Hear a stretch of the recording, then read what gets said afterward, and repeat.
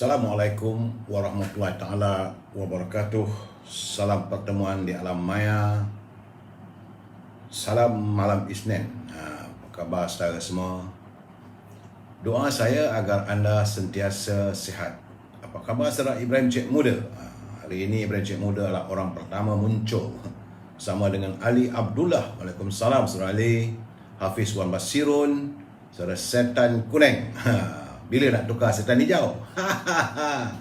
Saudara Husin Teh Abu Bakar, Haji Wan Ismail, Waalaikumsalam. Rosli Le, saudara Gadion Lon, lama tak muncul, sekali hadir. Tentu ada kontroversi ni Gadion. Saudara Ibrahim Cik Muda dari Bangi ya. Alhamdulillah, Bangi panas ke ataupun hujan? Setan Kuning dia minta 10k one off. Mesti. Bosman Stevia, Puan Hamidah Kamat, terima kasih dari Kelang. Kelang tu Hindu juga. Saya dengar rojak mamak di bawah jambatan di bandar dekat dengan Pasar Jawa tu, Puan Hamidah. Openg Temu, apa khabar? Saudara Thomas Tan, Abi Obe, Joka, Waalaikumsalam Joka. Puan Rubidin, apa khabar Abi? Doa saya agar anda sihat bersama pasangan dan bahagia selalu. Saudara Isyak Abdullah, Pak Chu dari Langkap Clear, Langkap Perak Ayub Pak Chu. Saudara Haji Azhar Manap, Jaka Ling Long. Lama tak dengar lah Jaka. Muhammad Syah, Waalaikumsalam. Salam dari Melaka. Macam mana Melaka? Besok rasanya sidang bermula. Saudara Abu Hassan Hasbudin, salam. Salam dari Johor, saudara Yang Maya. Moba, saya suka bila tengok daripada mana saudara datang, boleh kita ulas, boleh kita bertanya khabar dan sebagainya. Puan Rahmah, saudara Muhammad Kamarudin Mamat, Waalaikumsalam. Saudara Muhammad Effendi, pada Idi tu pada siapa di? Abe Obe, Waalaikumsalam. Puan Hamizah Adnan, terima kasih, salam pencerahan. Saudara Azan Ujang, Abdul Hakim, Zainal Ishak, Assalamualaikum, dan berkirim salam pada semua teman-teman yang berkesempatan melayari Amir Hijaz Fans. Itu juga dengan Hasna Jabar, Ismail Bakar, Fuad Rahman. Anda makan apa malam ni Fuad? Saudara Fuad Rahman, sahabat saya lama di TV3 dulu. Saudara Rosli Hashim, Ramli Daud, Pok Cham Baharudin, selamat malam. Nash Iskandar, bukan nasi kandar. Minta maaf Nash Iskandar, bukan nasi kandar. Asyik ingat nasi kandar pula. Kawan baik, terima kasih Ruby. Cik Mustafa, Cik Sof, salam dari Kelang, Selangor. Hadir ya. Syahidan Syabudin, Noraidah Kamarudin, salam dari Ipoh, Puan Noraidah. Zamari LC, Salma Saad, Siti Zubaidah, Muhammad Hanifah, Waalaikumsalam. Farid Kamil, salam 10k. Okey saudara, yang mana yang tak sempat saya santuni satu persatu, saya mohon maaf. Kerana malam ni banyak juga ceritanya saudara. Kerana seperti biasa saya harus memberi pencerahan, memberi perkabaran apa yang berlaku tentang negara kita. Kerana hari ini sudah masuk ke 626 hari dah saudara. Hari yang ke 626 bumi bertuah kita ini dijangkiti oleh virus corona tanpa belas ihsan.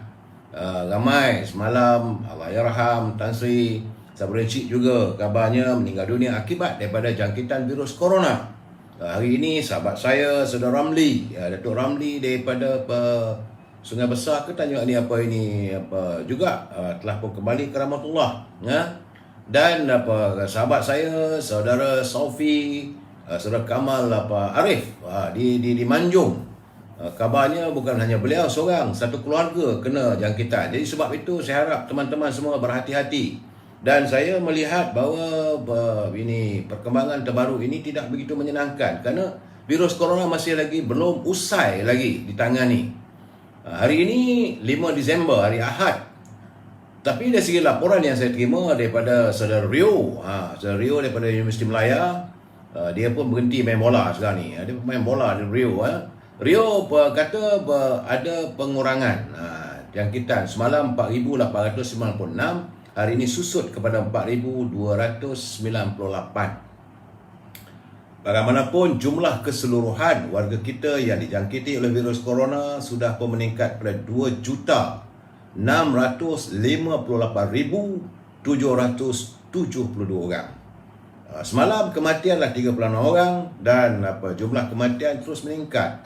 Kabarnya lebih daripada 30,300 orang yang telah pun kembali ke rahmatullah kesan daripada jangkitan virus corona. Terima kasih saudara Rio memberi laporan. Hari ini hari yang kelima bulan Disember dan tak lama lagi dah habis dah tahun 2021 ini.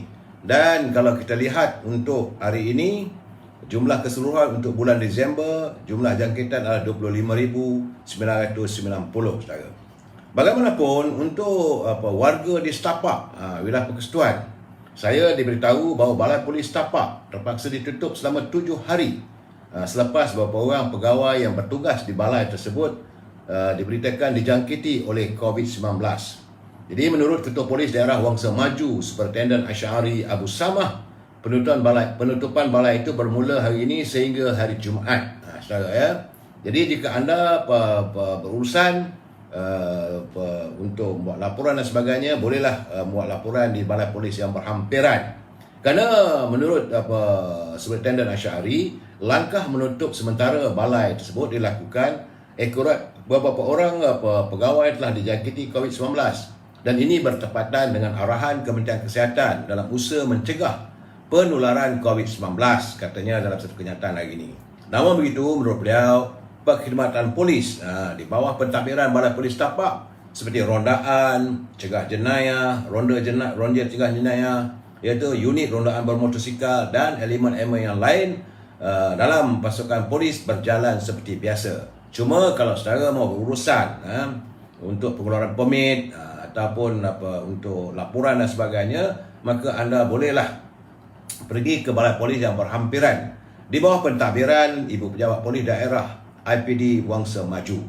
Jadi masyarakat khususnya di bawah pentadbiran Balai Polis Setapak yang memerlukan bantuan boleh menghubungi hotline polis Wangsa Maju di talian 03 9289 9222 ataupun hotline polis Kuala Lumpur 03 2115 999. Ini mengikut laporan daripada KL Online saudara.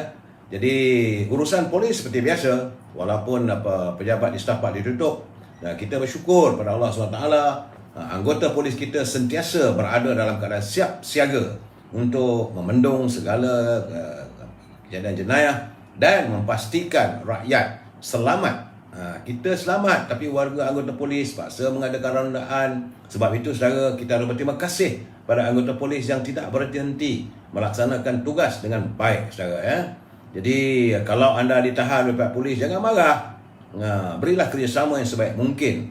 Kerana apa yang dilakukan oleh pihak polis tidak lain dan tidak bukan adalah untuk memastikan kesejahteraan rakyat selamat dan kita juga berada dalam situasi yang selamat. Ya saudara, jangan pandang enteng, ini bukan kerja mudah saudara. Saya pun tak sanggup lah. Tapi anggota polis kita berhujan, berpanas, melakukan rondaan dan sebagainya. Mereka juga terdedah dengan bahaya kepelbagaian, ada yang dijangkiti COVID dan sebagainya. Saudara, kita bersyukur mempunyai anggota polis yang sentiasa berkhidmat dan mereka berkhidmat dengan penuh kejujuran.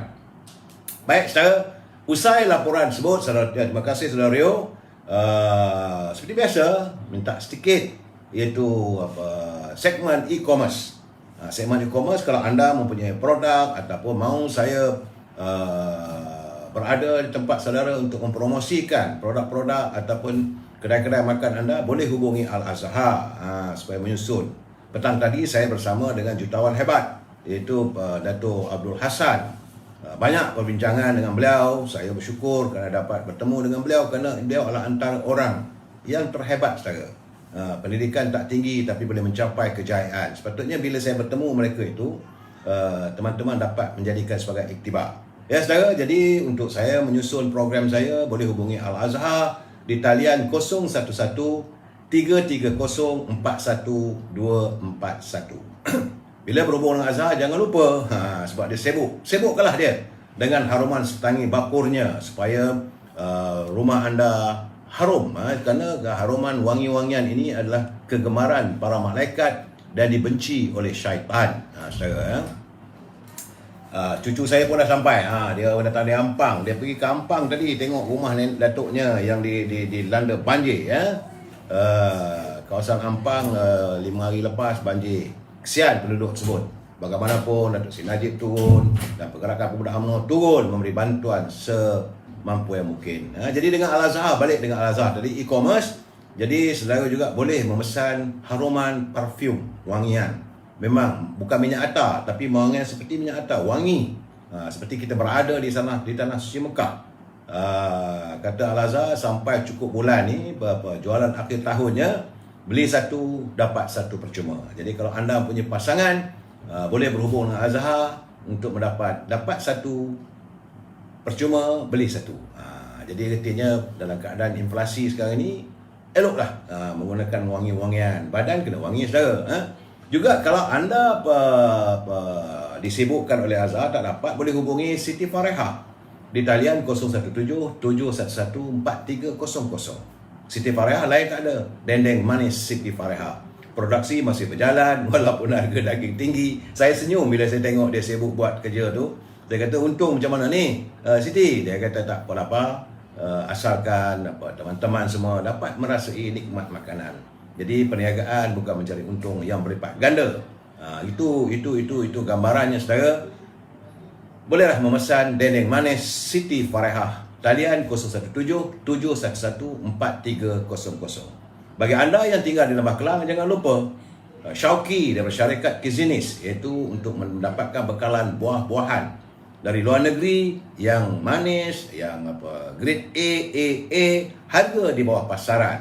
Jadi saudara boleh buat comparison. Tengok harga dia berapa, pergi ke supermarket, pergi ke pasar, berapa harganya. Pasti lebih murah daripada tempat sebut. Dan buah-buahan sebut terus dihantar ke rumah anda. Saudara, usai e-commerce. Usai e-commerce, kita masuk dalam segmen tazkirah. Saudara, ini adalah sekadar untuk renungan kita bersama. Jadi sebenarnya segala-galanya itu pasti akan tiba waktunya, saudara. Dan kadang-kadang kita terkejut, kita terperanjat bila menerima berita kematian. Tiba-tiba saja sahabat kita yang baru kita berbual waktu pagi, petangnya sudah pun dijemput oleh Ilahi. Kadang-kadang kita tak sangka, saudara. Tapi saudara ketahuilah bahawa kematian itu sebenarnya nampak jauh tapi dekat. Jadi jangan kita terkejut. Sebab itu bagi kita yang kurang amal soleh, tentunya kita harus mempertingkatkan amalan kita. Jadi lakukan sebelum terlambat. Sebab kita tak tahu bilakah waktunya kita akan dijemput pulang. Kita ini kena ingat, dunia ini adalah pinjam-pinjaman. Bagi kita yang Allah masih bagi peluang untuk hidup dan beramallah. Jangan sia-siakan saudara waktu yang ada pada kita. Jangan sampai kita menjadi antara mereka yang menyesal. Kerana waktu itu tak ada gunanya lagi. Kerana sebab itu rebutlah, lakukanlah amal soleh sebaik mungkin. Jadi ambillah dunia ini sebagai sekadarnya dan jadikan ia sebagai jambatan untuk kita ke akhirat. Fokus dan tumpukan pada matlamat asal kita yang waktu kita diciptakan. Kerana Rasulullah SAW bersabda bahawa usia umatnya adalah antara 60 ke 70 tahun. Sedikit yang berjaya melepasinya. Ini adalah hadis riwayat Tirmizi dan Ibnu Majah. Jadi bagi mereka yang sudah berusia 40 ke 60 tahun, bersiaplah dengan bekalan masa. Jadi itu kita kejarlah. Tak ada, kalau kita nak kejar dunia pun tak ke mana pun saudara. Saya selalu mengatakan bahawa kalau saudara hari ini berusia 60 tahun, ingatlah bahawa kita masih teringat lagi waktu kita di usia 6 tahun atau 7 tahun, masa kita mula masuk ke sekolah dahulu. Bila kita masuk ke sekolah dahulu, kita beli alat pemadam. Waktu itu harum-harum. Jadi kita berpakai macam mana, kita pergi mendaftar, ibu atau bapa kita mengantar kita. Itu 50 tahun dahulu saudara. 50 tahun dulu kita masih ingat seolah perkara itu berlaku semalam saja.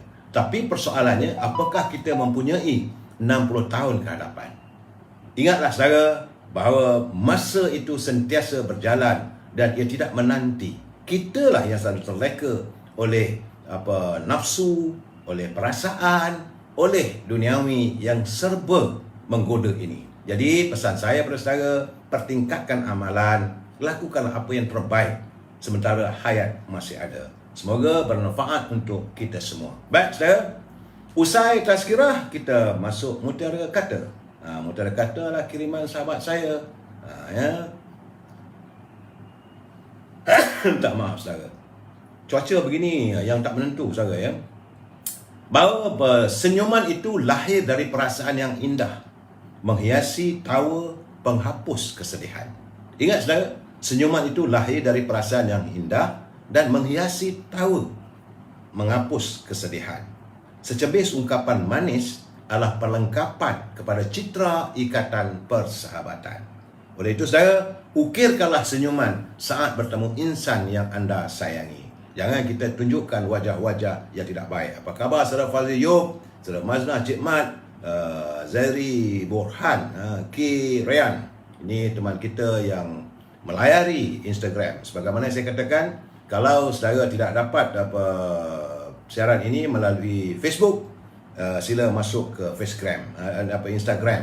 Sama juga Amir Hijaz Fan dalam Instagram, ya saudara. Sebab saya buat siaran 2 sekali, mudah kalau satu terganggu dalam Facebook, Instagram juga berjalan, ya saudara. Tapi kalau dua-dua terganggu, wallahu a'lam bisawab. Itu kemampuan saya. Juhasri Mak Yahya, Tuan Salik Sigaraga, penasihat pun dah 25%. Yang ini pandai-pandai lah delete apa ni. Aduh, saya tak sempat baca di atas.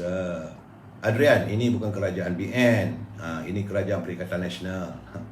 Saya tidak mengatakan kerajaan Perikatan Nasional dan ia juga bukan kerajaan Malaysia Nasional. Ini adalah kerajaan keluarga Malaysia yang dipimpin oleh sahabat kita, Yang Berhormat Datuk Ismail Sabri,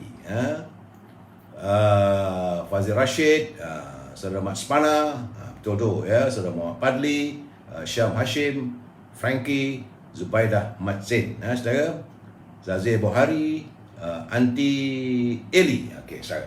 Baik, permulaan bicara kita tentulah salam impian moratorium dan pengeluaran wang RM10,000 dari kumpulan wang simpanan pekerja. Saya mengharapkan besok hari Isnin, hari bekerja, adalah lembut hati Menteri Kewangan kot-kot nak mengumumkan sesuatu. Sebab lama sangat kita tunggu. Dah lenjan dah, rakyat semakin susah, harga barangan meningkat apa semua. Dan masih lagi belum dapat, belum tuntas. Tapi saya harus menyuarakan. Saudara usahlah saudara keliru, saya tetap akan menyuarakannya saban malam sehinggalah ia tuntas. Kita masih lagi memohon agar pihak pimpinan kerajaan meminta supaya bank memberi moratorium taakru 6 bulan. Jadi untuk melegakan keadaan kita, ya saudara. Dan dalam waktu yang sama perlu diingat agar pimpinan negara janganlah berbelanja tanpa had. Kerana setiap kali kita berbelanja tanpa had, akhirnya negara kita akan muflis. Berhati-hatilah saudara. Mak Rani, Zul Fauzi, beliau lupa Datuk. Siapa yang lupa, saya pun tak tahulah. Okey, baik saudara, tajuk perbincangan kita malam ini, jangan marah, ini pemerhatian saya. Tajuknya adalah politik tempang. Tempang dah saudara. Sebelum saya memberi pencerahan, kita santun dulu seperti biasa pantun Pak Nazir. Terima kasih Pak Nazir daripada Perlis. Dia saban hari menghantar pada kita 2 rangkap pantun untuk kita kongsi bersama. Beliau mengkritik ataupun memberi pandangan melalui sindiran-sindiran pantunnya. Kata Pak Nazir, menuai padi di bendang Pak Khilal, berasa dahaga pukul 1. Sudahlah judi, boleh dia halal. Arak juga mendapat restu. Jadi Pak Nazir dari Perlis, dia merasa terpanggil untuk menyuarakan rasa kurang senangnya bagaimana judi boleh dihalalkan, arak juga mendapat restu.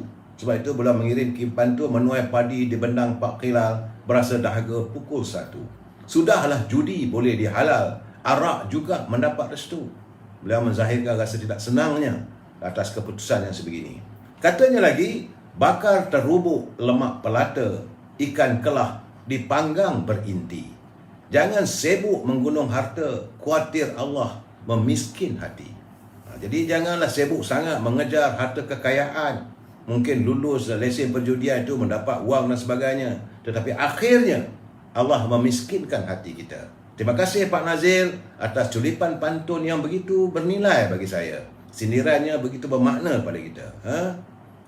Saudara Hanif Ledang, Johor. Apa khabar orang Johor, orang Ledang. Ledang tu sahabat saya, Datuk Hanif Amin Samuri. Lama tak jumpa dia. Saudara Samsul Anwar, Tempang ke Kudungan. Tak kudung lagi, Tempang saudara. Saudara Osman Puasa, saudara Roslan Arifin, Duan Zain. Begitu juga saya menerima kiriman pantun daripada sahabat kita, seorang pejuang, anak muda. Saya suka dengan beliau. Kerana beliau tidak henti-henti dan masih terus bersemangat untuk membina satu kerjaya baru untuk anak muda di sektor pertanian. Sebagaimana tadi waktu saya berbual dengan Datuk Abdul Hassan, beliau menyarankan supaya pihak pimpinan kerajaan menyediakan tanah sebagaimana Felda, tapi ditanam dengan tanaman-tanaman, sayur-sayuran, buah-buahan. Jadi setiap negeri kalau dapat menyediakan sekitar 200 hektar tanah, maka sekurang-kurangnya 50,000 anak-anak muda dapat bergiat dalam industri pertanian. Jadi saudara ini Nordin Malik ini, beliau berjuang dan membantu anak-anak muda, mengasuh mereka untuk terlibat dalam sektor pertanian.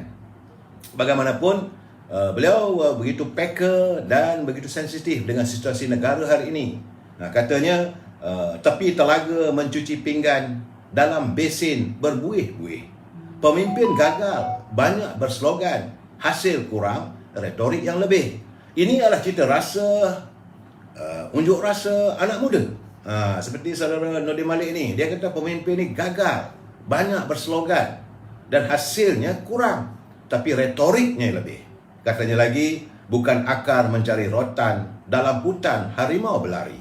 Jangan hanyut kerusi jawatan, kelak rebah tidak sedari. Jadi beliau mengingatkan pemimpin, beliau mengingatkan warga mereka yang berada di anjung kuasa itu, jangan hanyut dengan kerusi jawatan, kerana akhirnya rebah tanpa kita sedari. Terima kasih saudara Nordin Malik daripada Perak Tengah. Teruskan perjuangan anda, moga anda dapat melahirkan lebih ramai lagi usahawan-usahawan anak muda yang tidak lagi mau bersikap makan gaji tapi berdikari. Saudara Nordin, terima kasih. Baik saudara, selepas pantun daripada Pak Nazil saudara, bukan Nazir ya, Nazil, N-A-Z-E-L. Banyak bagi teman-teman mengatakan Pak Nazir. Saudara Jaka Leong, judi memang dah dihalalkan. Ada lesen itu dah dihalalkan lah, tak ada lesen itu diharamkan lah. Itulah masalahnya saudara Jaka Leong. Itu sindiran Pak Nazir. Jadi adik panik, baik PM berkuasa, ada banyak bantuan untuk petani, penuri getah, nelayan, peneroka. Mudah-mudahan saudara. Baik saudara, usai pantun kita masuk sedikit. Ini saya segmen Gedung Ilmu. Ini adalah untuk pencerahan bagaimana pimpinan terdahulu amat mengharapkan lahir pemimpin Melayu hari ini dan masa depan, yang dalam ungkapannya ada menyebut bahawa pemimpin itu seharusnya menjaga kemurnian sikapnya. Jangan jadi pengangguk.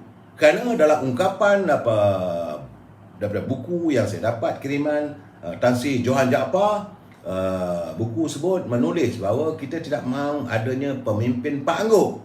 Kerana kalau ada pemimpin pengangguk, ke mana pergi terangguk-angguk. Pendiriannya goyah, akal pun suntuk. Dirinya rosak, rakyat terperuk. Di dalam negeri, orang beramuk. Dalam majlis, orang mengutuk. Lupa tempat, tegak dan duduk. Lupa menimbang, baik dan buruk.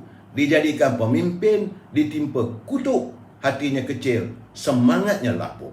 Pemimpin yang sebegini, yang terangguk-angguk saudara, bila bersua lawan, dia menyeruk. Negeri rosak, rakyat pun teruk. Dijadikan tua, orang beramuk. Dijadikan induk, anak berantuk. Umat berlaga, negeri kan remuk. Itulah kita mengharapkan tidak ada lagi pemimpin sebegitu. Jangan nak jadi pengangguk. Mesti berani memberi kritikan, memberi pandangan sejujurnya, bukan untuk memancarkan bahawa kita hebat saudara. Jadi kita sambung lagi malam besok dalam segmen Gedung Ilmu. Terima kasih Tan Sri Johan atas kiriman buku tersebut. Baik saudara, sebelum saya meneruskan pencerahan ini, saya mesti memberi peringatan kepada mereka yang menyunting semula live saya ini dan masuk ke dalam channel YouTube. Sebab hari ini saya tengok banyak Banyak saya punya apa ini live saya ini dipotong-potong menjadikan hilang maksud dan sebagainya. Macam-macam ada keluar. Saya ingat tak salah ada 7 8 ke dalam YouTube. Dan banyak lagi dalam apa halaman-halaman yang lain. Jadi saya nak menyatakan bahawa anda bertanggungjawab atas setiap suntingan yang anda lakukan. Saya tidak bertanggungjawab. Tambah-tambah lagi jika ia lari daripada maksud sebenar. Kalau nak gunakan, nak ambil, gunakanlah daripada awal sampai akhir. Barulah kita dapat tahu maksud sebenarnya. Baru kita tahu jalanan ceritanya. Begitu juga pada mereka yang menghantar pandangan dan sebagainya, anda juga harus bertanggungjawab atas setiap apa yang anda catatkan dalam ruangan ini. Saya tak mampu untuk menyemak satu persatu. Ya saudara, tambah-tambah lagi saya pun bukanlah pakar dalam bidang IT ini. Ya saudara. Dan juga kena ingat ya saudara bahawa Kementerian Komunikasi dan Penerangan Komunikasi, kita mempunyai akta komunikasi. Jadi ikutlah apa yang ditulis atau apa yang dimaksudkan di bawah akta komunikasi. Jangan saudara nanti tak pasal-pasal dalam juga duduk. Itu saya haraplah agar anda tidak membuat komen-komen yang bukan-bukan. Saya bersimpati dengan sahabat saya Datuk Lokman, tak pasal-pasal mereka menyunting dan dimasukkan dalam channel macam-macam, lepas tu diberi tajuk dan sebagainya. Akhirnya masanya terbuang sia-sia saja, terpaksa hadir kepada polis untuk memberi pandangan, memberi jawapan dan sebagainya. Sebenarnya itu bukan maksudnya. Sebab apabila beliau menyatakan bahawa kenyataan itu tidaklah sebagaimana yang disunting itu. Jadi sebab teman-teman kena ingat bahawa ini adalah pencerahan politik. Dalam pencerahan politik ini, saya jangan marah, saya orang UMNO. Tentulah saya akan memperkatakan tentang parti saya. Tapi kalau pemimpin saya tak betul, saya harus menyongsong mereka. Jangan risau, jangan selalu ingat saya akan mengatakan betul saja. Tidak, kalau mereka salah, tetap salah. Pendirian saya begitu, saudara. Dan dalam pencerahan ini, kita mesti berpaksikan kepada kita mesti bersetuju untuk tidak bersetuju. Ini mesti. Jangan, kalau saya tak bersetuju, saya tak marah. Saya bersetuju, saya bahagia. Jadi saya, we must agree to disagree, saudara. Ini prinsipnya. Kalau tidak, saya tak adalah menghalau saudara. Tetapi bagi saya, sia-sialah anda dengar kat sini, lepas tu anda kata komen gitu, komen yang anda tak setuju. Dah tak setuju nak buat macam mana? Sebab itu saya kata kita mesti bersetuju untuk tidak bersetuju. Dan pencerahan ini tidak ditaja oleh sesiapa. Tidak ada penaja, saudara. Dengan keikhlasan, tujuannya untuk memberi pencerahan kepada teman-teman, saudara atas apa yang berlaku hari ini. Dan saya memberi pencerahan itu melihat daripada perkembangan yang tercatat dalam media sosial, media arus perdana, dan juga ucapan pimpinan-pimpinan negara. Kalau mereka betul, kata betul. Kalau tak betul, kata tak betul. Itu saja, saudara. Cuma kita warga cinta damai. Kalau nak berbahas, kalau kita nak berhujah, gunakanlah bahasa yang harmonis. Ingat, saudara, ya. Hari ini kita harus berterima kasih dan bersyukur pada Allah SWT sebab bumi kita ini makmur, saudara, dan terhindar daripada banyak mara bahaya. Sebab semalam berlaku ledakan gunung berapi yang memuntahkan debu yang amat berbahaya, iaitu di Gunung Semeru di wilayah Kabupaten Lumajang. Kesan daripada itu saya dapat melihat apa yang tersiar dalam media sosial, anak-anak kecil berlari-lari, berantakan, ibu-ibu terjerit-jerit dalam penuh ketakutan. Ini tidak ada pada bumi kita ini. Jadi sebab itu bersyukurlah, saudara. Kejadian selama 30 minit pada pukul 3 petang waktu Indonesia Barat. Jadi bagaimanapun saya belum lagi mendapat detail sepenuhnya tentang ledakan gunung berapi Bupati Lumajang. Sebab di Indonesia tu banyak gunung-gunung berapi yang masih hidup. Dan kita di bumi kita ini, kita harus bersyukur. Gempa bumi pun sesekali itu pun goncangannya tak kuat. Kita pun tidak mempunyai taifun bagaimana di Korea, di Taiwan, ribut topan. Kalau banjir sesekali menyerang itu adalah kerana atas kelalaian manusia. Kita tidak mengadakan sistem peparitan yang betul, tebatan banjir yang betul. Cuma kepada teman-teman yang tinggal di daerah Baling, khususnya saya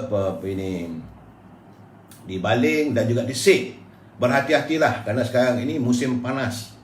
Kita di Kuala Lumpur ni sekejap hujan, sekejap panas. Sebab itu kadang-kadang kita demam dan sakit. Tapi di daerah Baling sekarang ini dilaporkan suasananya nak kata kemarau tak kemarau, tapi kepanasan yang melampau. Kepanasan yang melampau, jadi saya menasihati teman-teman yang tinggal di daerah Baling, Belasik tu, hindarkanlah untuk berada di luar rumah dan elok pada tempat teduh. Di samping itu banyakkan minum air masak, saudara. Jadi kesihatan kita kena jaga, saudara, harus berhati-hati. Itu peringatan saya, apa yang saya dapat berhubung dengan suasana negara kita. Baik, saudara, saya melihat hari ini, kadang-kadang saya hairan tentang 5 orang menteri yang ada dalam kabinet Datuk Seri Ismail Sabri. Dia tak malu ke apabila Perdana Menteri sendiri terpaksa turun melihat, menyaksikan bagaimana keadaan harga barangan di pasar yang mencana? Tak malu ke Menteri Perdagangan Dalam Negeri dan Haiwan Pengguna? Tak malu ke Menteri Pertanian Ronald Kennedy akhirnya bagi cadangan supaya import daging beku dan sebagainya, apabila Perdana Menteri sendiri turun padam? Jadi persoalan sekarang ni, menteri buat apa? Menteri buat apa? Perdana Menteri terpaksa turun. Sepatutnya mereka lah yang turun ke lapangan. Sebab saya melihat semalam 2 hari lepas Datuk Seri Ismail Sabri, dia turun sendiri, tengok harga barang makanan. Jadi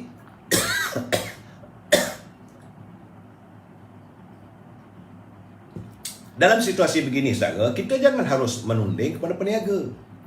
Peniaga, saya tidak menyalahkan peniaga. Sebab harga barangan itu standard semua. Kalau di pasar A, pasar B, pasar C, harganya sama. Yang menjadi masalah adalah pemborong, orang tengah ataupun kartel. Jadi mereka inilah yang melakukan tindakan yang tidak bertanggungjawab, yang saya sifatkan mereka sebagai lintah darat, yang menyedut darah rakyat, menyedut kehidupan rakyat, yang perlu diperangi. Sepatutnya kita mempunyai pelbagai akta. Saya hairanlah sebab sejak dulu lagi masalah harga barang ni tak selesai-selesai. Ini menandakan pimpinan negara tidak serius dalam melaksanakan tugas dan tanggungjawab sebagai penguatkuasaan. Bukan kita tak ada undang-undang. Dari dulu lagi kita ada Undang-Undang Consumer Act 1950. Daripada tahun 1950 ada akta consumer, itu akta pembeli. Saudara, itu daripada zaman Tok Kaduk lagi, saudara. Ini tinggalan daripada yang diasaskan oleh pemerintah daripada British Military Army. Sebelum mereka memberi kemerdekaan pada kita daripada tahun 1950, itu Consumer Act. Hari ini di England pun dah berubah, ada macam-macam akta lagi. Tetapi kita masih lagi dalam keadaan ini tidak mampu untuk menyelesaikan masalah ini. Jadi saya hairan kenapa pihak berkuasa tidak dapat melaksanakan akta itu. Siapa yang melanggar akta ni, saya ke muka pengenalan. Mesti ada hukuman. Jangan dibiarkan mereka bermahajalela. Kalau mereka itu sebagai pengimport mendapat AP, tarik lesen itu. Apa takut sangat? Lebih baik kita menjaga rakyat yang ramai daripada 2-3 orang kartel-kartel yang tidak bertanggungjawab. Tunjukkanlah keseriusan, seriusnya kita. Jadi saya tak naklah maki hamon nanti kata menteri ini halah hamon inilah. Saya tak mau. Saya tidak mahu menggunakan kata-kata yang begitu kesat pada mereka. Mereka yang berhormat. Mereka harus melaksanakan tugas dan mesti tegas kepada anak buah. Jangan melindungi penguatkuasa. Sebab di tiap-tiap kementerian dia ada penguatkuasanya. WAIMA, Kementerian Kesihatan pun ada penguatkuasa. Siapa yang melanggar akta kesihatan akannya dia kena kompaun 10,000, 5,000 dan sebagainya. Tak pakai pelitup, kena saman. Dah disaman, kena bayar kompaun. Itu Kementerian Kesihatan. Bawa kereta tak ada lesen, tak ada road tax, kena saman dengan penguatkuasa Jabatan Pengangkutan Jalan. Saudara, kalau mencemarkan alam sekitar, bakar sampah, melakukan secara terbuka pembakaran, boleh disaman oleh penguatkuasa Jabatan Alam Sekitar. Itu ada. Tapi kenapa penguatkuasa bahagian perdagangan, Consumer Act, di bawah yang menjaga hak ehwal pengguna. Kenapa mereka tidak melaksanakan? Saya hairan, bukan tak ada undang-undang. Ini masalah yang saya lihat sebenarnya. Malam ini saya nak cakap, sebab saya kata setempang-tempangnya politik kita ni. Apabila menteri tidak ada kekuatan, tidak ada willpower, tidak ada satu jati diri untuk melaksanakan secara tuntas, mereka ini saya anggap sebagai tidak beramanah. Gaji berpuluh ribu yang dibayar oleh rakyat. Mereka perlu ingat, gaji mereka duduk di kursi empuk, dalam bilik air condition, makan makanan sihat, punya kereta besar, punya rumah besar, rumah mewah, bini pun punggung besar saya. Tapi tak mampu untuk melaksanakan tugas untuk mengekang masalah kartel dan orang tengah itu pemborong. This bagi saya very serious.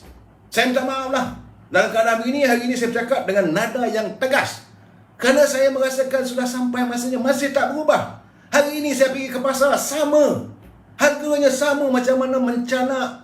Akhirnya mereka memberi bekalan, menjual makanan, beberapa makanan ini kepada peniaga. Peniaga makanan di kedai-kedai rakyat. Saya ingat dulu, zaman Tun Razak dulu ada kedai rakyat. Dengan RM1.50 boleh makan tengah hari yang enak. Ada ayam, ada daging, ada ikan dan sebagainya. Dulu. Sekarang ni memang tak ada lah. Kita pun tidak mengharapkan agar kerajaan mewujudkan kedai rakyat. Tetapi pastikan bekalan itu dengan harga yang murah.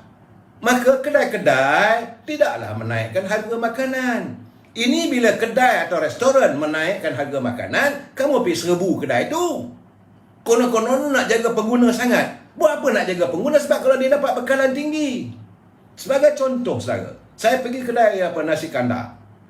Seko ikan sotong, dia kata RM18. Takkan kita nak marah? Takkan kerana harga RM18 seekor sotong yang dijual di kedai nasi kandar itu nak mengadu pada pengguna? Kerana dia dapat bekalan tidak kurang daripada RM10 ataupun RM12. Jadi ada ingredient dia punya apinya, dia punya pekerjanya, sewa kedainya, maka dia jual RM18. Bukan salah dia. Tapi kalau bekalan itu datang RM2, takkan dia nak jual RM18. Kalau dia buat begitu, orang pun tak akan datang ke kedai dia. Saya berbual dengan teman-teman ataupun kedai-kedai yang biasa saya langgani. Saya pergi semalam, saya buat live di Campbell, sebuah restoran, Campbell Cafe. Dulu saya kenal ni maknya ni. Daripada tahun 70-an dulu. Dia cukup sedap air batu campurnya. Dia kata tak mampu dia dah sekarang ni, dia kata. Sewa kedai beribu-ribu, pekerja lagi. Nak dapat pekerja bukan senang. Saudara, dia tak boleh ambil kerja keturunan bukan Islam. Sebab dia restorannya halal. Kemudian barang yang datang, sama ada dari segi adalah dia ada oyster, ada tiramnya, ada tritipnya, ada ikannya, ayam dan sebagainya. Semua datang mahal. Dia kata nak jual mahal, macam mana nanti pelanggan saya lari. Saya bersimpati. Begitu juga saya tengok di Kak Salmah dia buat dekat jual makanan terbuka. Orang datang, pekerja-pekerja ni restoran rakyat, beli makanan, selalunya sup ikan tu RM6 saja. Sekarang pasal naik RM12. Kerana ikan datang berpuluh ringgit nilainya. Jadi masalah sekarang ni yang kamu pergi tekam kedai buat apa? Penguasa di Kementerian Perdagangan dan Haiwan Pengguna pergi terekam dekat kartel-kartel. Siasat di mana mereka nyimpankan stok makanannya ataupun bahan-bahan mereka terima, dari negara mana asalnya. Sebab kebanyakan diimport. Kalau ikan, dari mana mereka dapat supply? Kalau daripada siap, buat sekatan. Tengok, minta dia punya bil berapa datang. Ini mereka menaikkan harga. Kadang-kadang mereka ini juga ada orang politik. Mereka mendapat lesen permit. Dan saya khawatir sebab saya mendapat tahu bahawa mungkin beras akan dinaikkan, tepung akan dinaikkan.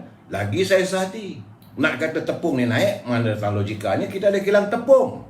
Kita ada 2 kilang tepung. Satu di Pulau Pinang, satu di Lumut. Berhadapan dengan kampung saya. Cuma berapa banyak biji gandum itu datang.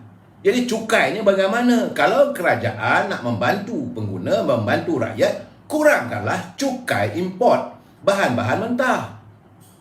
Kalau masih lagi tak dikenakan cukai yang tinggi, maka rakyat yang kena. Mereka tak terasa, saudara. Menteri-menteri ni, timbalan-timbalan menteri, ketua-ketua pengarah, KSU, dia tak terasa. Berkali-kali saya katakan, mereka ni Cukup bulan, bawa kad plastik tu, jolok ke dinding, keluar duit. Kita jolok ke dinding, nak harapkan duit, akhirnya jaga datang, berlangkung belakang kita kata. Mula kata bahawa kita melakukan pecah dan sebagainya. Ini yang saya lihat dah. Secara, sebab dan bagi saya tak logik.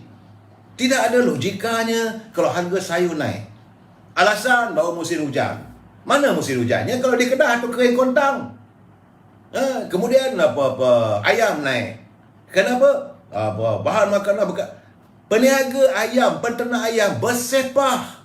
Tapi mereka buat begitu kerana mengharapkan agar Kementerian Pertanian mengeluarkan permit AP. Ini yang mereka mahu. Mereka mendapat permit untuk mengimport. Sebab itu bila dah susah sangat ni, bagi cadangan pada Perdana Menteri. Ni Menteri Pertanian lah. Saya kata bengong lah. Sebab itu dia bagi saya berhenti katak lah ni. Melompat sana, melompat sini. Akhirnya jadi Menteri Pertanian. Memberi cadangan kepada Perdana Menteri bahawa nak import 200 ke 300 kontainer. Import lah sangat. Kalau saya tahu berapa ratus juta tu melibatkan wangnya. Dan mereka inilah yang sebenar-benarnya bagi saya bersekongkol dengan kartel-kartel ni. Nak selesaikan masalah kartel macam mana? Kalau mereka juga ada kepentingan, saya tak nak menuduh.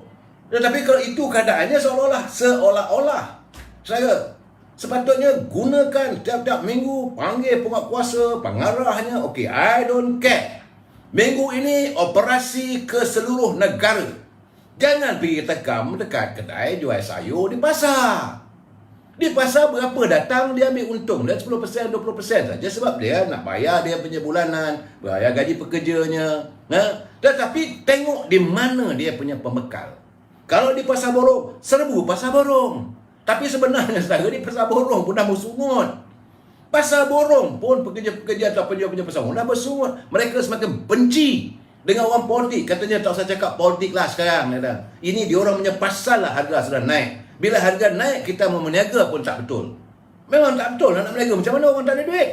Di saat rakyat tak ada duit lagi. Bertambah tenat lagi. Jadi menimbulkan banyak persepsi.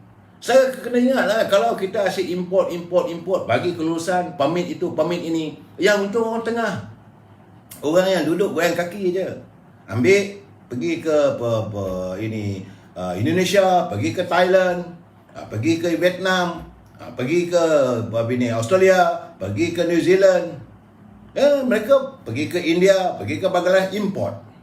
Import harga murah. Saya berjamin. Lepas tu balik sini mengatakan bahawa kos perkapalan, kos transportation, kos ini tinggi. Maka harga kena dinaikkan. Sebenarnya mereka mengaut keuntungan berganda-ganda. Orang inilah yang patut disula. Kalau ikut-ikutkan saya lah. Saya sudah Mak Ridwan, Mak Razif, Omar, biar ada AP import ayam beku. Biar peniaga ayam tempatan ada persaingan. Ini bukan soal persaingan, so ini nak membunuh. Saudara, saya cakap terus-terang, ini kita kena bersimpati dengan peternak ayam tempatan. Mereka menghadapi masalah bukan mereka nak jual dengan harga mahal. Kalau harga mahal, mereka tahu juga bahawa mereka tak laku. Sebab masalahnya, bahan-bahan makanan, bekalan anak ayam pun dah naik. Dulu 30 sen, sekarang RM1. Dan mereka terpaksa menunggu selama 45 hari baru boleh menuai. Dan bila ayam ni pula, bila nak disembelih pula ni, kos penyembelihan. Ada kos pengangkutan. Jadi bila ada kos pengangkutan, maka Kementerian Pengangkutan kena kaji apa bentuk subsidi yang boleh diberi kepada pemandu-pemandu lori, syarikat-syarikat pengangkutan. Kalau mungkin boleh diberi minyak subsidi dan sebagainya. Bukan tak boleh. Boleh. Berapa banyak syarikat pengangkutan yang berhubung kait dengan syarikat makanan ni? Saya kata paling tinggi 100. Takkan tak boleh bagi 100 kepada syarikat subsidi minyak. Ini keadaan saudara. Begitu juga nelayan. Nak ke laut macam mana kalau nak beli minyak harga mahal? Kalau ada minyak subsidi, diberi bantuan, maka adalah penghasilan lautnya. Saudara, ini jangan kita salahkan peniaga tempatan. Yang saya salahkan adalah jerung-jerung, kartel-kartel yang memonopoli sektor makanan. Ini Pak Menteri kena harus jasing lengan, turun ke lapangan. Jangan duduk di pejabat. Tak ada masuk pejabat seminggu pun tak apa. Rakyat tak akan marah. Rakyat lebih bersyukur mempunyai pemimpin yang mempunyai kekuatan, yang mempunyai jati diri. Saudara, Jadi letih lah saya nak cakap soal pengguna ni. Memang kadang-kadang memang membuatkan naik darah saudara. Kena sabar dulu, dah tua ni. Gigi semalam baru nak baik saudara. Tanggal bagi saya. Dia saudara Darwan Muhammad, mereka ini dipanggil lintah darat. Betul? Zainal Ahmad, saudara Rohana Jaafar, boykot, jangan beli sebab tak tahu halal haram. Itulah saya katakan, kalau daging-daging yang diimport dari luar, jangan kita beli. Biar tersadai mereka kat situ. Kita bantu peternak tempatan.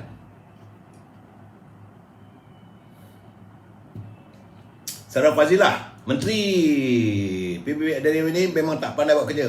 Bukan tak pandai buat kerja, pemalas. Kalau kata pagal, marah pula nanti. Saya tak boleh. Bila menyentuh tentang rakyat, saya tentu mengundang amarah saya. Degup jantung saya kencang, saudara, apabila menyangkut soal rakyat. Bagi saya, janganlah diseksa rakyat. Mereka tidak ada dosa. Mereka meletak kepercayaan kepada pimpinan negara untuk mentadbir negara. Sebab itu bila saya lihat sekarang ni, politik yang tempang.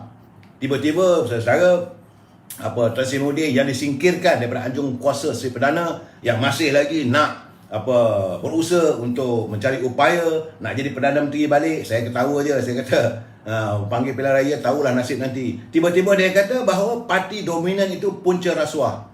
Rasuah ni mana-mana boleh berlaku. Zaman Tan Sri dulu jadi Perdana Menteri ke, zaman jadi Menteri Besar ke, rasuah itu memang ada.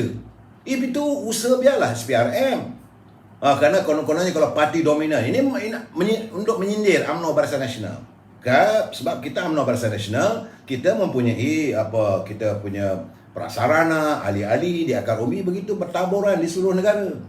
Sebab dia melihat bahawa parti dia tu, semalam saya tengok ada persidangan, tak tahu bahagian ke cawangan ke atau peringkat nasional ke, tengok dalam tu ada 15 orang siap diri menyanyikan lagu parti mereka. Jadi merasakan bahawa parti semakin kecil. Jadi memberi alasan, kalaulah dia kata bahawa dominan itu punca rasuah, kenapa parti PBM meletakkan calon Perikatan Nasional di semua kerusi? Waktu pilihan raya Negeri Melaka itu hari, kenapa buat pengumuman bahawa Perikatan Nasional akan bertanding di semua kerusi dalam pilihan raya umum ke-15 nanti? Kalau you kata bukan kamu nak jadi dominan, cakap biar betul, jangan kelirukan rakyat. Memanglah orang kita kadang-kadang memang cetik lah. Sebab itulah saudara Syam Jalil dia menyanggah kenyataan gitu, bahawa kenyataan Tan Sri Muhyiddin itu adalah hipokrasi politik. Politik yang hipokrit. Bercakap, parti kita jangan ikut UMNO Barisan Nasional. Kerana UMNO Barisan Nasional kalau dia dominan, maka wujudnya rasuah. Habis kalau Perikatan Nasional dominan, tak rasuah. Atau sebab dia merasakan mungkin Perikatan Nasional, saya rasa bukan dapat pun, mungkin ditolak oleh rakyat. Jadi sebab itu jangan buat kenyataan yang boleh mengelirukan rakyat, saudara. Sebab itu saya tengok Perikatan Nasional semalam, kemarin, mereka menggunakan pentas perasmian persidangan tahunan gerakan menyerang UMNO Barisan Nasional. Presiden Dominic Lau ni yang tak sedar diri ni, tunggulah kamu, rakyat akan menghukum dia nanti. Dia menyerang pula pengurusi BN. Begitu juga Tan Sri Muhyiddin pun serang kita, macam di Larut. Ini dia punya persekongkolan. Ini Tok Lebay ni, dia serang UMNO dan memutabelitkan fakta di sebalik penubuhan Muafakat Nasional. Ini saya melihat bahawa ini merupakan satu persepakatan. Yang saya kata ini persepakatan yang mempunyai unsur-unsur untuk menekan UMNO Barisan Nasional. Kalau tekan UMNO Barisan Nasional, tentulah menekan Perdana Menteri. Saya melihat dari aspek itu. Cuma yang agak mengecewakan saya, sebab mana menteri-menteri daripada UMNO Barisan Nasional yang bangun menyanggah kenyataan tersebut? Elak. Poci elak. Tak ada seorang pun menteri yang berasal daripada UMNO yang menyanggah kenyataan Tan Sri Muhyiddin. Sedangkan mereka di UMNO. Bila Lebay PAS tu mengatakan Muafakat Nasional begitu begini apa semua, tak ada pun menteri. Sedangkan mereka tahu mereka berada dalam Majlis Tinggi UMNO. Mereka berada waktu perundingan Muafakat Nasional. Tak ada. Tak ada, saudara. Semua nak jaga body. Semua tak mau hilang menteri. Yang mereka mahu supaya diadakan pemilihan presiden parti UMNO supaya UMNO ada pemilihan agar mereka kekal berkuasa. Orang macam ini saya minta ahli-ahli akar umbi. Sebab saya tahu ada gerakan sekarang ni di peringkat akar umbi sedang berusaha. Mereka sedang berusaha meminta supaya bahagian-bahagian minta supaya diadakan pemilihan. Ahli-ahli UMNO akar umbi jangan terperangkap, jangan terpengaruh dengan dakwah yang sebegini. Bagi saya ini lain tidaklah untuk menyelamatkan 5-6 orang yang ada di anjung kuasa tu, sebab mereka mau diadakan pemilihan semula. Kononnya kalau ada pemilihan semula, maka Yang Amat Berhormat Datuk Ismail Sabri boleh bertanding tentang presiden, maka jawatan mereka sebagai menteri kekal dan mereka boleh bertanding. Kononnya saya nak ingatkan pada Datuk Ismail Sabri, jangan terperangkap dengan apik-apik lempang yang sebegini. Kerana apa kata kalau anda kalah, mana letak muka Perdana Menteri kalah bertanding jawatan dalam parti. Lebih baik kita terima keadaan sekarang ni, panggil pilihan raya umum. Itu yang terbaik, saudara. Saya hari ni saya tengok betul lah, kerana bertambah tempang lah. Ini satu hal lagi. Kalau saya katakan Perdana Menteri pelantikan, dia marah kat saya. Tapi begitulah yang berlaku. Yang terbaru ini, mungkin bukan beliau yang melantik, mungkin kementeriannya melantik, iaitu tentang pelantikan Izana Saleh, iaitu anak kepada mantan Menteri Wanita Tan Sri Syarilat Jalil. Izana Saleh, orang ada pendidikan, orang ada kelayakan, tidak ada masalah. Tetapi pelantikan beliau itu sudah pun disanggah oleh beberapa pimpinan. Kerana Izana dilaporkan dilantik sebagai pengarah bebas, bukan eksekutif, di MDEC berkuat kuasa 1 Disember lalu. Sedangkan beliau telah dinamakan dalam saman kerajaan untuk menuntut semula hutang 253.6 juta daripada National Feedlot Corporation. Kerana Izana ini adalah ahli lembaga pengarahnya. Saya sebab itu menurut apa saya dapat bacaan saya, menurut Peguam Hanif Qatari Abdullah, dia kata tidak wajar agensi kerajaan melantik individu yang dinamakan sebagai defendant dalam saman yang difailkan pihak berkuasa persekutuan. Jadi katanya sangat salah untuk kerajaan tidak menetapkan pendiriannya. Jadi satu cabang kerajaan mendakwanya, manakala satu cabang lagi memberinya jawatan pengarah. Jadi itu kenyataan beliau kepada Free Malaysia Today. Kes itu perlu diselesaikan terlebih dahulu. Jika keputusan memihak kepadanya, tak adalah masalah, dia kata. Tapi untuk melantiknya dalam keadaan sekarang ni menimbulkan pelbagai persoalan.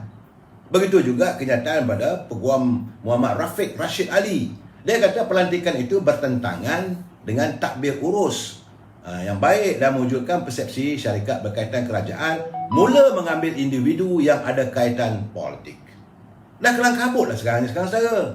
Jadi kita tidak menghalang kalau Izana ni berkelayakan, baik, boleh, tak ada masalah. Tapi kes masih berjalan. Selesaikan masalah tu dulu. Jadi kelang kabut nak melantik kenapa? Sebab itu sekarang ni banyak pihak pengkritik politik merasakan bahawa apa yang berlaku dalam kerajaan hari ini adalah seperti saling kulit. Kerajaan masih lagi kerajaan Perikatan Nasional. Menteri-menteri masih lagi yang masa-masa berada era Tan Sri Muhyiddin. Jawatannya cuma pindah kiri, pindah kanan saja. Orangnya lebih kurang yang sama. Jadi sebab itu hari ini Yang Amat Berhormat Datuk Seri Ismail Sabri dilihat agak dalam keadaan yang seolah tak berdaya. Kiri kanan pun dia kena. Saudara, ini keadaannya. Sebab itu netizen pula dia tulis, hebatlah Perdana Menteri. Sebelum dia pergi ke Singapura, dia berhenti bermalam di Johor Bahru. Waktu dia bermalam di Johor Bahru, dia berjumpa dengan ketua-ketua bahagian daripada negeri Johor, katanya. Tapi laporan penuh tak ada apa yang dibincangkan, saudara. Jadi netizen merasakan ada agenda politik. Lain tidak mungkin membincangkan tentang apakah kemungkinan mau diadakan pemilihan dalam UMNO. Begitu juga balik daripada Singapura, jumpa pula dengan pimpinan-pimpinan UMNO di Negeri Selangor. Apakah akan ada siri lawatan Perdana Menteri bertemu dengan pimpinan-pimpinan UMNO? Nak jumpa tak ada masalah. Tetapi sekarang ini musim UMNO sedang mengadakan persidangan bahagian-bahagian. Apakah ada gerakan supaya menuntut, supaya bahagian membuat usul? Dibawa ke Perhimpunan Agung UMNO. Jadi pilihan raya umum hendaklah diadakan selepas parti UMNO mengadakan persidangannya. Saya rasa ini ada unsur-unsur begini. Sebab mereka yang berada di anjung kuasa sekarang ini, yang saya katakan apik lempang ni, sudah kepanasan. Mereka dah tahu bahawa diri mereka akan disingkirkan. Sebab itu bagi mereka sekarang ni, sebaik mungkin mesti disingkirkan Datuk Seri Zahid Hamidi dan Tan Sri Mak Hassan, Datuk Seri Muhammad Hassan dan orang-orang yang berada di anjung kuasa di tingkat 38. Ini yang mereka sedang lakukan, minta supaya akar umbi. Saya yakin akar umbi tidak akan mudah terperangkap dengan acuan percaturan politik mereka. Tapi apa yang saya lihat, satu perkara lagi sekarang ini kenyataan Tan Sri Haji Hadi ni, Presiden PAS. Saya kalau boleh tak naklah bercakap soal PAS ni, dah letih. Tetapi saya rasa lah bahawa sepatutnya PAS tak bolehlah dibelenggu atau diheret oleh sebarang kefahaman yang lain. PAS ni saya lihat hanya bergerak dengan konsep Islam yang meletakkan Islam itu sebagai modal mereka. Akhirnya rakyat dikelirukan. Kenyataan bila dia kata PAS boleh bersama-sama membela negara ini dengan acuan Islam, bukannya sekadar menjadi parti anak tangga, atau parti yang menumpang saja. Kita tak pernah menganggap pun PAS sebagai pelatih penumpang dalam Muafakat Nasional. Sebagai rakan, kita menyantuni untuk perpaduan ummah. Tapi nampak gayanya bila dia tak mahu lagi dengan bersama. Saya katakan bahawa Muafakat Nasional dah habis, dah berkecai dah. Tapi sekarang ni nak menunjukkan bahawa persekongkolannya dengan Perikatan Nasional itu adalah satu tindakan yang betul. Saya rasa ini, sebab itu yang Muhammad Mulya Teguh Razali berkali-kali mengingatkan waktu beliau menjadi penasihat pada UMNO. Dia kata PAS ni, dia kata kaki main kayu tiga, dan akan mengeluarkan pelbagai dalilnya. Bila mereka bersama DAP, dalil ini keluar. Bila mereka bersama dengan Parti Keadilan, dalil itu keluar. Bila dia bersama dengan Parti Semangat Pemenang, dalil ini keluar. Macam-macam dalil. Sebab itu saya katakan, pemimpin ataupun Tuan Guru 1001 dalil. Saudara, dan dia menyalahkan, lain tak ada salah UMNO. Kerana UMNO tak nak mahu menyantuni PBM. Dia dah tahu kita ada bermasalah. Jadi, yang seronoknya sekarang ni, saudara, dia degil. Sekarang ni sebab itu saya lihat bahawa kemungkinan PAS juga tidak akan tidak akan tentram berada dalam Perikatan Nasional. Sebab pada tanggal 3 Disember, ini dapatan saya dalam WhatsApp ataupun dalam media sosial, pengurusi Perikatan Nasional Tan Sri Muhyiddin, dia dah bagi amaran. Dia kata saya bagi amaran terakhir kepada PAS supaya tarik diri daripada mana-mana calonnya bertanding dalam pilihan raya negeri Sarawak. Saya dengar, saya tengok, saya baca. Itulah kenyataannya. Kerana katanya bersatu bersama GPS, memberi bantuan undi, termasuk kempen calon-calon daripada GPS di pilihan raya negeri Sarawak. Itu kenyataan pengurusi, Presiden PBBM Tan Sri Muhyiddin. Dia macam seolah bagi warning lah, jangan tarik diri. Tapi apa berlaku? PAS letak juga calon, brother. Ada seorang calon tu, walaupun ditegur dan diberi amaran, tapi PAS tetap bertanding. Walaupun satu kursi bagi saya, prinsipnya dah tak ada. Sebab dia kata PAS meletakkan calon bertanding di Dewan Negeri Dun Beting Maru dengan mencalonkan seorang usahawan Muhammad Afri Riazul Piaju. Itu kenyataan daripada Timbalan Presiden. Jadi mereka sudah bercanggah sama-sama sendiri. Dan agak menarik saya lihat tentang kenyataan daripada Datuk Seri Utama, Timbalan Presiden UMNO, Datuk Seri Muhammad Haji Hassan. Dia kata ini cara kita menangani dengan begitu berhemah. Kata Datuk Seri Muhammad Hassan, dia kata tanpa terkurang rasa hormat saya kepada Tan Sri Presiden PAS, saya ingin menegaskan bahawa pandangan beliau bahawa UMNO telah memungkiri piagam Muafakat Nasional adalah tersasar sebenarnya. UMNO tidak pernah mungkir pada piagam Muafakat Nasional. Kepada rakan-rakan dalam PAS, janganlah kita lupa bahawa Muafakat Nasional ditubuhkan dengan matlamat PBM mesti menjadi sebahagian darinya. Jangan lupa. Malah satu sebab Muafakat Nasional itu dibidani kelahirannya ialah untuk menentang Pakatan Harapan. PBM waktu itu adalah komponen Pakatan Harapan. Jadi justru itu untuk memaksa UMNO menerima PBM adalah bercanggah dengan semangat sebenar Muafakat Nasional itu diasaskan. Apalagi bila mengenangkan bagaimana PPBM juga bersekongkol dengan DAP dalam menentang UMNO dan menumbangkan kerajaan pimpinan UMNO. Jadi, benar Muafakat Nasional itu harus memayungi semua orang, kata Tok Mat. Namun, siapa jua yang ingin kita bawa masuk dalam Muafakat Nasional, mestilah serasi dengan kepentingan UMNO dan PAS. Piagam Muafakat Nasional pula mestilah ditafsirkan selari dengan realiti politik UMNO dan PAS. Tiba-tiba Tuan Guru mengatakan, oh kita ni mungkin janji. Jadi sejujurnya, kata Tok Mat, dia tidak maulah untuk menyinggung PAS. Sebab itu banyak pimpinan UMNO berdiam diri. Cuma yang selalu bising saya lah. Sebab saya melihat kebejatan politik yang dilakukan oleh pimpinan PAS. Jadi sekarang ini, bila keluar kenyataan menyalahkan UMNO dan sebagainya, saya rasa tak betul. Jadi saya rasa bahawa ada persoalannya kenapa PAS perlu berbohong. Jadi pertama-tama sekali sekarang ni PAS menolak Muafakat Nasional kerana katanya tiadanya penyertaan PBM. PBM pula nak menjadikan, dia nak jadi dominan. Dia mahu supaya ahli-ahli UMNO dan UMNO ini diambil alih oleh PBM. Sebab itu jangan lupa saudara kenyataan yang berhormat Datuk Seri Zahid. Apabila waktu itu Dr. Mahathir jadi pengurusi PBM, dia minta supaya ahli UMNO, ahli-ahli Parlimen UMNO semua masuk PBM. Zahid kata no way. Akhirnya beradalah macam sekarang ni di mahkamah, tak selesai sampai hari ni lagi. Jangan lupa ini masalah ni berterusan saudara. Jadi sebab PBM nak menggantikan UMNO. Dan mereka mau mempergudakan PAS, tapi PAS ni dia tak sedar diri yang dia akan dipergudakan oleh PBM. Kena ingat saudara ni dari segi waktu pada 6 Ogos 2020 penerimaan PBM dalam Muafakat Nasional telah dibincang dengan teliti oleh Jawatan Kuasa Pemandu Muafakat Nasional yang dipengurusikan bersama oleh Timbalan Presiden UMNO dan Timbalan Presiden PAS. Itu pada tanggal 6 Ogos 2020. Masa itu saya cuba menyanggah. Saya tak bersetuju, tapi keputusan dah dibuat, okeylah.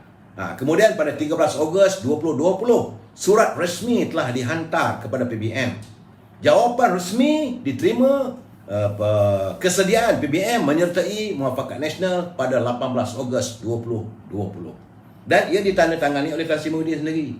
Kemudian pada 23 Ogos 2020, perkara ini dibincangkan dalam Biro Politik UMNO yang melibatkan semua pengurusi Badan Perhubungan UMNO Negeri dan pengurusi Barisan Nasional Negeri untuk menjelaskan keadaan, untuk kebaikan dan sebagainya. Tak ada masalah. Tetapi kemudian pada 26 Ogos 2020, Muafakat Nasional menerima PBM secara rasmi. Jangan lupa saya 26 Ogos. Tapi dalam diam-diam PAS bermain dua kolam. Itu yang yang Muhammad Malik Tengku Razali kata, PAS ni kaki main kayu tiga. Dia geram sangat tu, akhirnya perangai lebih teruk daripada pelacur politik. Saudara, itu keadaannya. Sebab itu pada 19 Ogos 2020, Seri Agung PAS Datuk Takiuddin mengesahkan bahawa PAS bersatu dalam proses menubuhkan Perikatan Nasional. UMNO menghormati keputusan PAS, tak ada masalah. Dia nak serta APN pun okeylah, tak ada masalah pada UMNO. Kemudian pada 2 April 2021 tahun ini, PAS menolak Muafakat Nasional dan menyatakan sokongan padunya kepada Perikatan Nasional. UMNO tak boleh bekerjasama dengan PN. Dah dia nak bersana, itulah. Jadi sebab tu saya kata PAS ni berbohong. Kenapa orang agama kuat berbohong? Itu yang banyak saya tengok dalam tulisan apa semua. Takkanlah lebay pun nak berbohong. Inilah masalahnya. Biarkan mereka berbohong. Kita sambung lagi malam esok. Wabillahi taufiq wal hidayah. Assalamualaikum warahmatullahi wabarakatuh. Kita sambung lagi malam esok.